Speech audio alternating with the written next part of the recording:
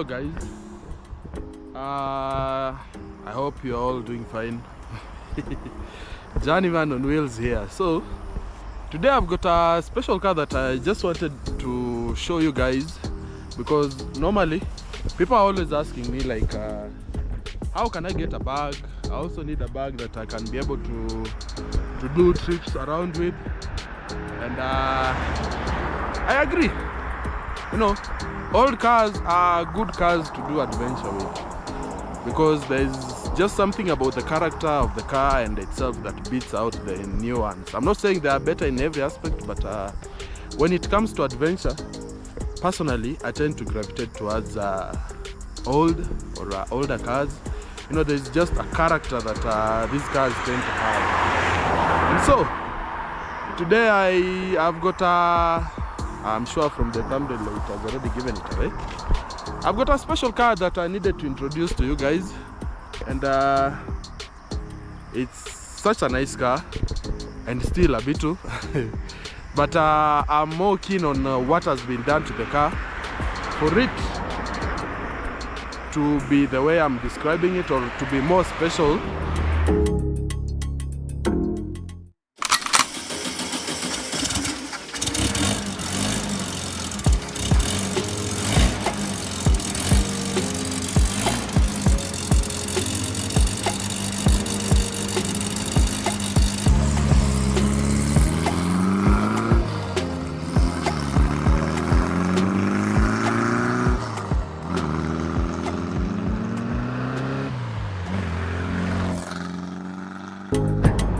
Let us start from the front end, and it's a Beetle like any other. Looks nice.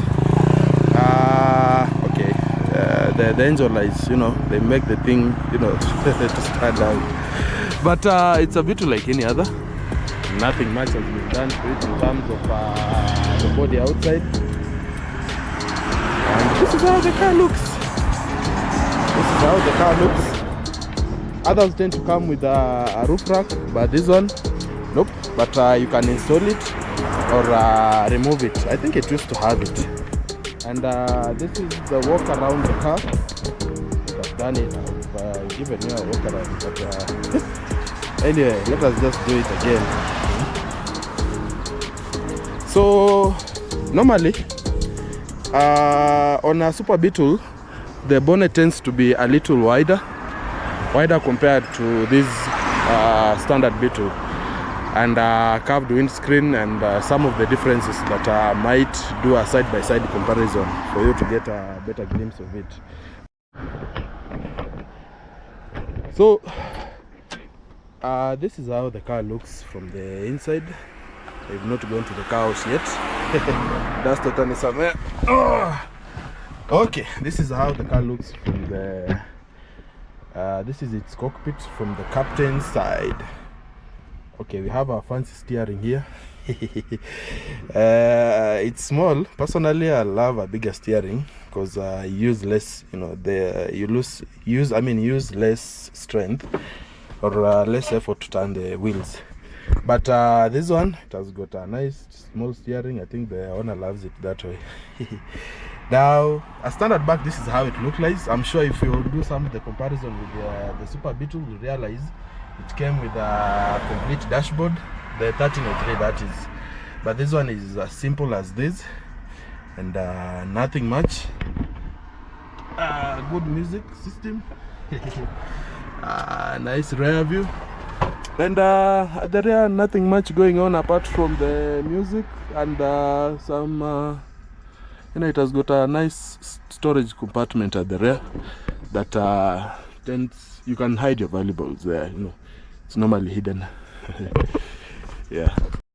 Now I know you'll be wondering what makes this car special, and why am I interested in showing one or two things about it. Well, this one from the factory, it came with the 1.6, the 1.6 liter air-cooled engine. Or okay, normally most came with the 1.6 liter air-cooled engine. The engine never, you know, it doesn't use any liquid or doesn't use any water for cooling. just self-cooling. It has got a fan that cools the cylinders as well as the engine oil. Now, this one, in this case, is not the same as the other one. Why? This car has been swapped. And not just any other swap, but someone sat down and thought to throw in the 2-liter engine from the Forester, normally known as the EJ20. Now, the other thing, EJ20 is normally in those big Subaru Foresters, and if you compare the weight of the EJ20 with this specific car, it's not the same thing, because I know it's almost the Forester is almost, I mean, the Forester is almost let's say 1.5 tons, or maybe almost 2 tons. But this Beetle on the other side, I don't think if it's even I mean, I don't think it can even get to 1,000 kgs. That is a ton. I don't think its overall weight can get to that. Now let me show you the power band. Nothing to scare you, but there we go. There we go. Now, this is what makes this car special, because it's an EJ20. It's a 2-liter boxer engine, and from far I don't think you can really notice the difference. In fact, most people don't really notice the difference, because it has been well done, and the engine just tucks in the same way the stock engine does. But what happens, you just have to buy the engine, and you get the clutch kit, and then you get it's called the adapter plate for the engine to fit on the stock gearbox. But apart from that, I don't think there's any much that you do besides the physical aspect of fitting the engine to the stock gearbox. Now, so many people have done this build, but they normally don't get it right. And what usually happens, there are some of the Volkswagen gearboxes that have got very bad ratios. I mean, the stock engine that came with the car, it had something around 30 or 40 horsepower from the factory. But now you can imagine throwing a 2-liter engine that has got almost 160 horsepower. That means there are some of the things that need to be changed. Now, people don't know much about Volkswagen gearboxes. Now, if you have to do this swap, then at some point you have to ensure that you've got a beefier gearbox. That is the ones coded like the code AAT, ASAU. At least it can handle the power thrown at it at some point, because now an engine like this one coming with almost 160 horsepower means it's over 3 times the power that the stock engine came with. Now, if you are doing such a project, you also have to ensure that you find a way to cool the engine, because the stock engine never came with cooling, the radial rads or anything of that sort. It just had the fan shroud that is still attached to the engine. Now, this is where they tucked in the radiator.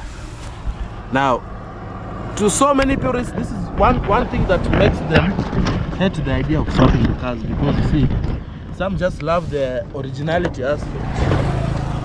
But now, here is our rad. It has been kept inside here, and those fins are at the lower side of the the balance. Those are the ones that take in air to cool the rad. And then the rad is electric. It's not, it has got electric fans, not the mechanical fans. So you have to ensure that the electric motors or the fans are in a good position, so that they can give you good cooling. Now, once the rad is tucked in, yes, to some point it will compromise with the the space where the tire usually fits, because the spare wheel tends to sit upright here. But now when we introduce the radiator, that means you have to compromise that space, and still it doesn't mean you can't carry stuff, but it will still fit in. But at some point, you know, you will lose some space but gain power. And who doesn't want power? So that is how the bonnet or how the front looks, and with the rad. Now the rad has to be in a position whereby you have to ensure that you can easily bleed the system, and to avoid airlocks, because if you do this swap, you also have to ensure that there are no airlocks in the system, because now if that happens, that means that you will not have sufficient cooling to your engine. Now I think that's just about the, you know, the cooling system at the front. And something else to note, most people tend to like cutting the bonnet, but you don't need to cut the bonnet if you just find a way to direct the air to the rad. Then you won't be worried about the need of cutting the, you know, the body, because now some people might ask, why would I go through all that trouble to throw in an EJ engine to a Beetle, a Volkswagen Beetle? And this doesn't mean that original Volkswagen engines are bad. They're not. In my build, or in my Volkswagen, I tend to use the original 1.6 engine, 1.6 liter, and it runs fine. In fact, even a 1.6 liter for that weight, it tends to, you know, pull the car as it should. But first of all, those engines, the parts, getting those parts has become an uphill task. It's not easy. Now the other things, the parts that get here, normally we tend to get fake parts. So building a proper engine, air-cooled engine, it's again an uphill task because of that, because you'll get parts, buy them expensively, but then when you run the engine, there's a high chance it might not run right, or you know, all those problems. I know most of you guys have owned those cars, and you can agree with what I'm saying, because most of people who have owned them for a short period tend to say those cars are unreliable. So others tend to just suggest throwing a swap inside. Okay, I'm not saying that the Subaru is the best swap or the best engine, but to me, it's one of the engines that you can fit in this thing without compromising a lot of space, or having to cut the body, or compromising the whole exterior, because the car has to look stock, and the looks, you know, people love this thing. They love the way it looks stock, and personally, if I'm doing a swap, I'd rather keep it stock. Okay. Yeah, that is a guy with his classic, just enjoying his old car. So again, I'm coming to the question of why should you do your swap? Well, personally, if I have to do the swap, I'll do the swap to do away, or to minimize the risks of breaking down, because personally I love doing those long trips. I'm always all over, and my perfect car for those kinds of trips and adventures turns to be a Volkswagen Beetle. So, given an option to do the swap, will I do it, or it's something not on the table? Well, personally, I can consider it, because having driven this car, as in, it changes every aspect about, you know, the way you drive a Beetle, because normally a Beetle is a little slow, and you don't need to push it so much, because now when you push it, especially on hills and so on, that brings you problems, because the engine tends to overheat, and give you problems. Now the other thing, another advantage of doing this swap, well, power. Well, I don't think there's anyone who doesn't like power in this life. Power. A simple EJ20 engine on a Volkswagen Beetle, it changes the whole, the whole experience about its drivability. It makes this thing fast and easy to drive again. Then the other thing, efficiency. Is it efficient? Is this engine efficient on Volkswagen? Because normally most people cry about Subarus being inefficient and all that, but personally I can just say efficiency, it all goes down to the way each person drives their car, or the way they treat their car.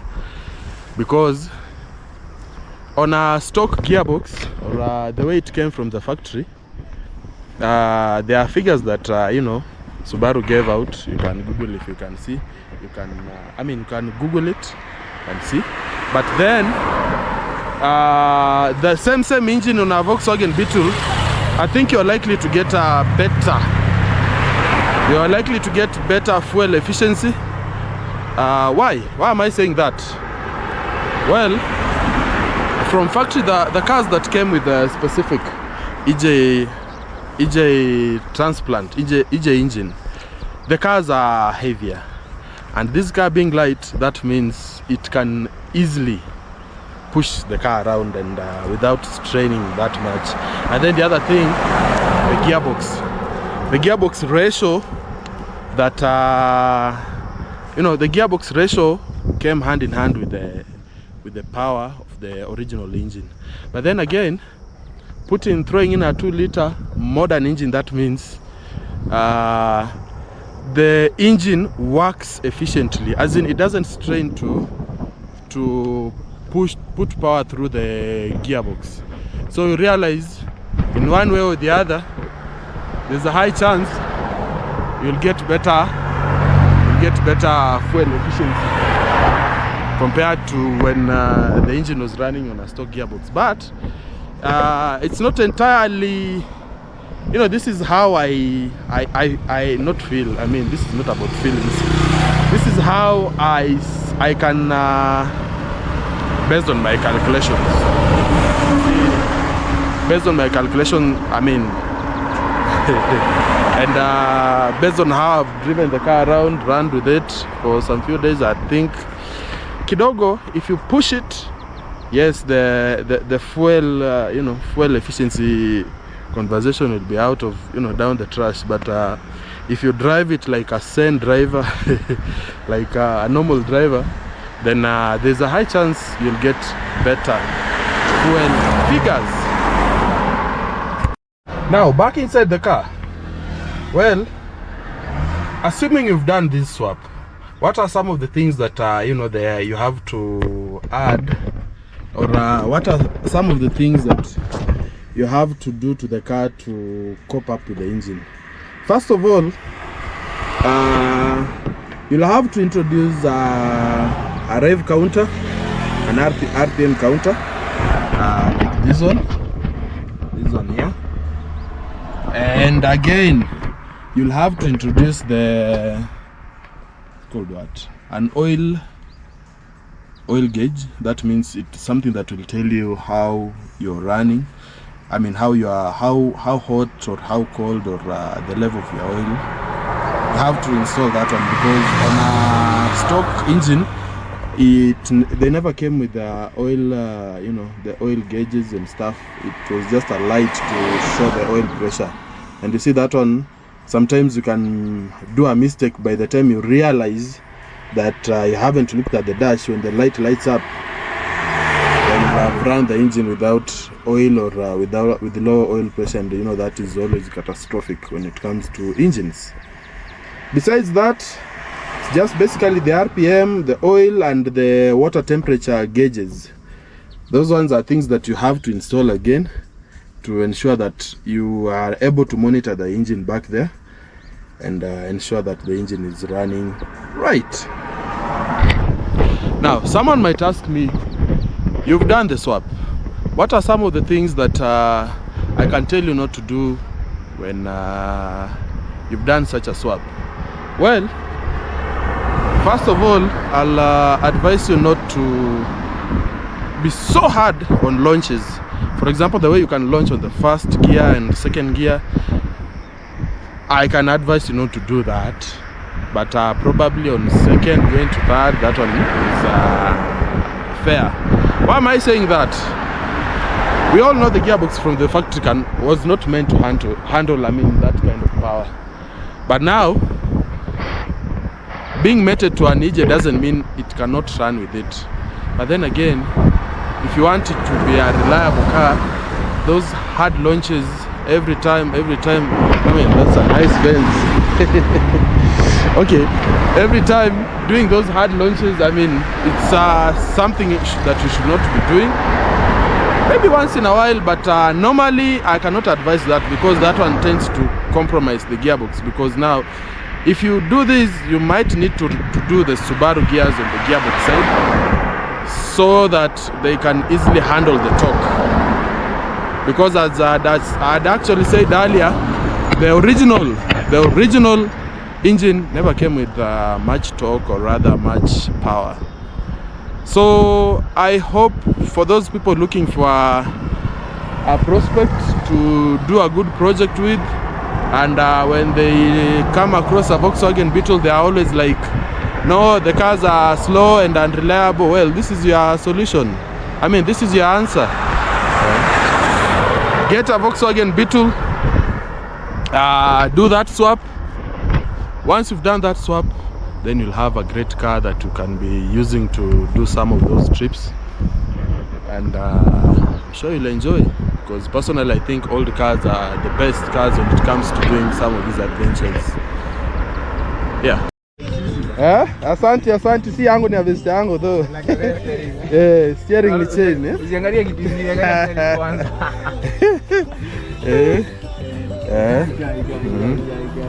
Haya, unaweza start. Unaweza start.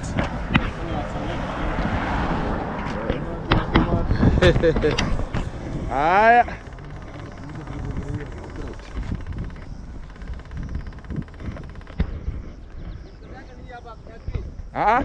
Tumia tu key, crank tu na key. Haiko sawa, haiko free. Haisongi? Haitasonga. Hebu nisikie kamera hapa, ngurumisha. Nice. Now give it some beans. Patia mafuta kidogo. Kidogo. Patia mafuta kidogo. Jamaa anabembeleza ni. Unabembeleza.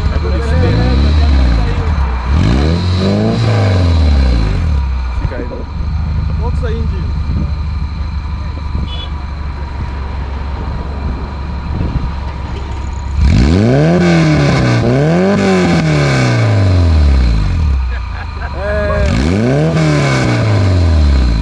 Nasikia hiyo maneno.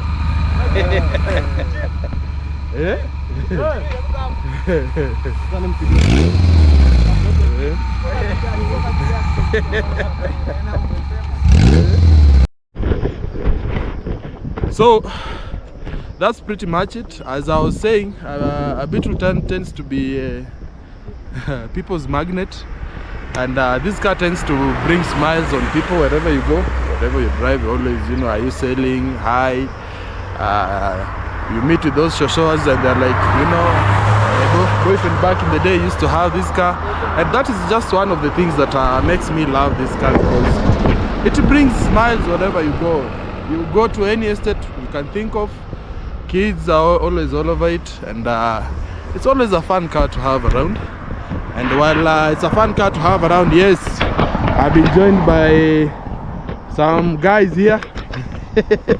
Can imagine the middle of nowhere, guys showing up. Hey, Buddha. Vipi bana?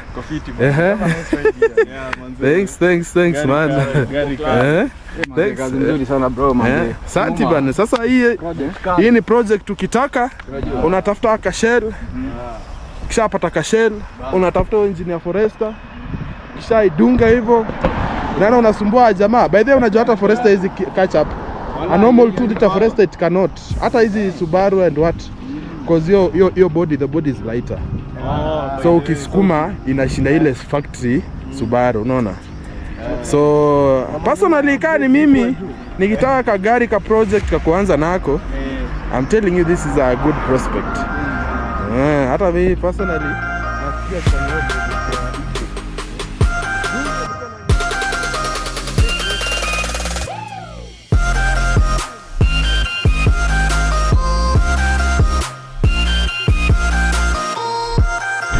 Well, the other thing I forgot to tell you guys about the build.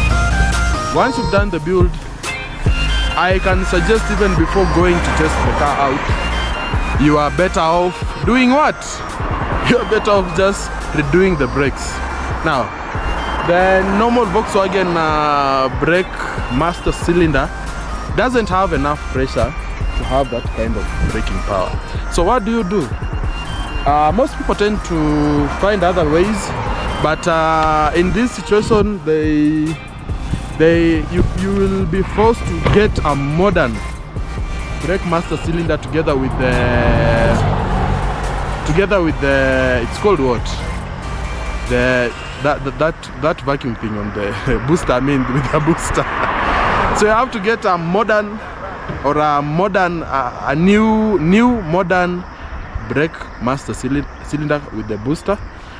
But now you see with the newer brake master cylinders, that means you have to get a vacuum harness.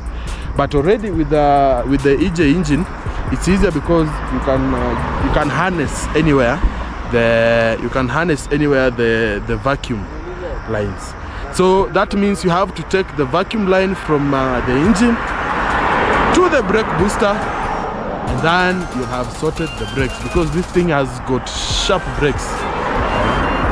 But if you neglect that, I'm telling you, it won't end well, because that engine is just too powerful for the car, and it's a safety. Brakes are a safety aspect, so that is one thing you cannot forgo.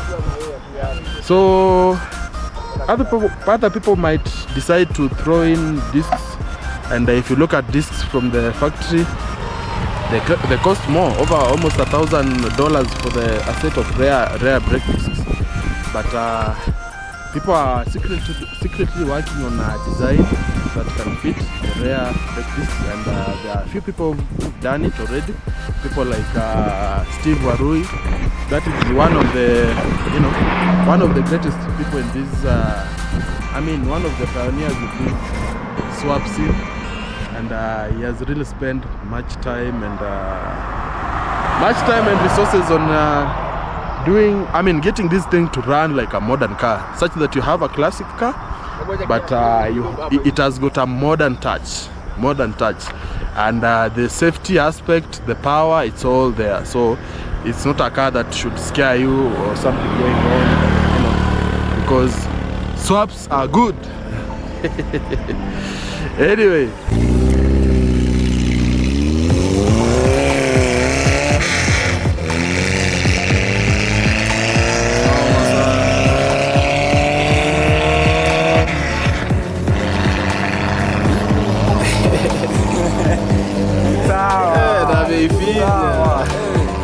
Kutoka ile side, ndio.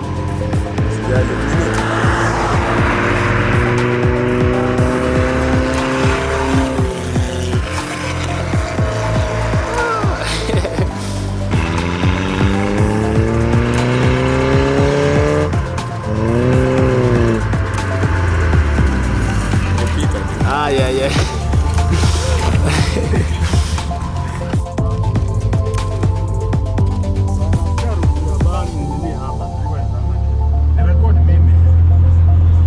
So it's time to test how fast this thing is. It's not fast,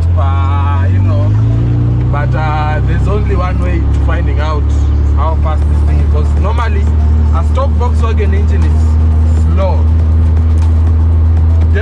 slower than anything else. But time to find out. Onyesha watu vile gari na